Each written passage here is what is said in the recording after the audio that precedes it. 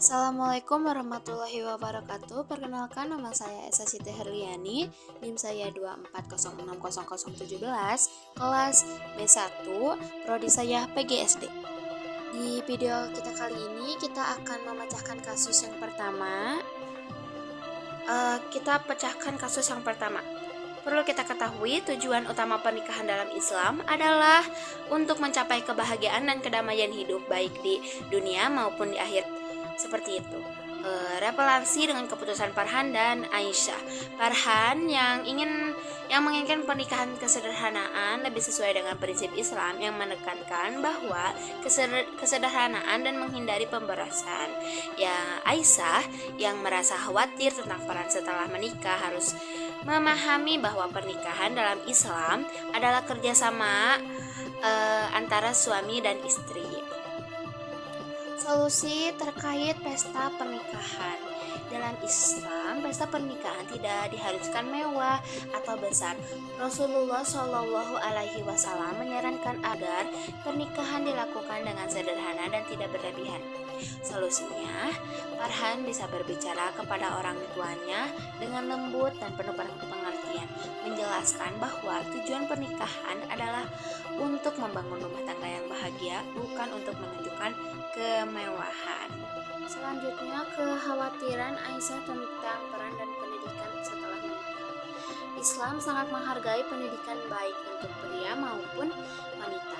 Solusinya, Farhan harus memberikan dukungan penuh kepada Aisyah untuk melanjutkan pendidikan dan pengembangan dirinya, karena ini tidak hanya bermanfaat bagi Aisyah, tetapi juga bagi rumah tangga mereka sebagai suami.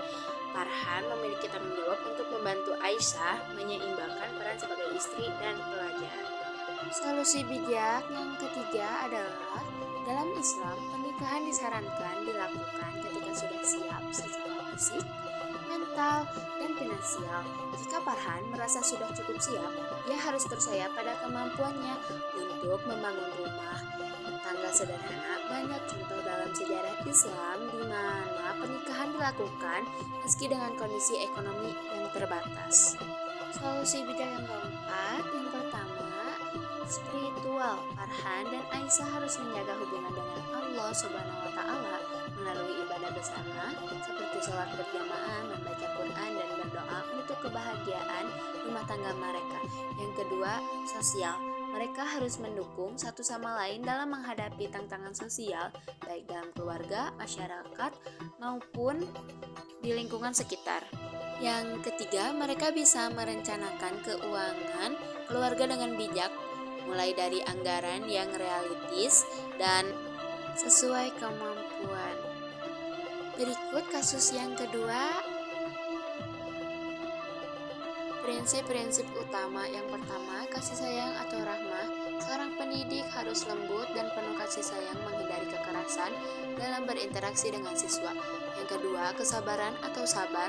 Pendidik harus sabar dalam mengajar, mendengarkan, dan membimbing tanpa terburu-buru. Yang ketiga, teladan atau uswah. Pendidik harus menjadi contoh yang baik dalam akhlak, perilaku, dan penguasaan ilmu. Yang terakhir, toleransi atau tasariyuh, menghargai perbedaan pendapat dan sikap. 3. Strategi praktis. Yang pertama, pendekatan personal. Luangkan waktu untuk mengenal siswa lebih dalam melalui percakapan santai atau sesi tanya jawab non-akademis. Yang kedua, memberikan pujian yang tulus.